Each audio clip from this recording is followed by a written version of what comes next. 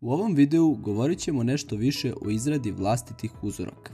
Ukoliko imate situaciju gdje zid nema nikakvu šrafuru, a napravili ste presek na mjestu gdje imate prozore, nećete dobiti spojeve na mjestima gdje se stolarija dodiruje sa zidom. Jedan od načina je da krenete prazan uzorak i dodelite ga zidu. Idemo pod definicije, uzorak. Ovdje možete izmijeniti postojeće uzorke i napraviti vlastite.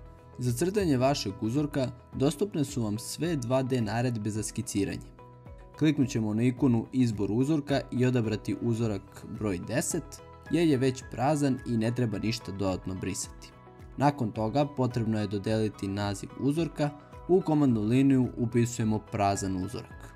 Zatim sačuvamo uzorak, dvostrukim lijevim klikom ulazimo u svojstva zida i u kartici elementi površina menjamo uzorak na broj 10. Nakon toga zid izgleda kao da nema zadan element površine, a spojevi zida i stolarije su prikazani. Hvala vam na pažnji i prijetan rad uz Alto.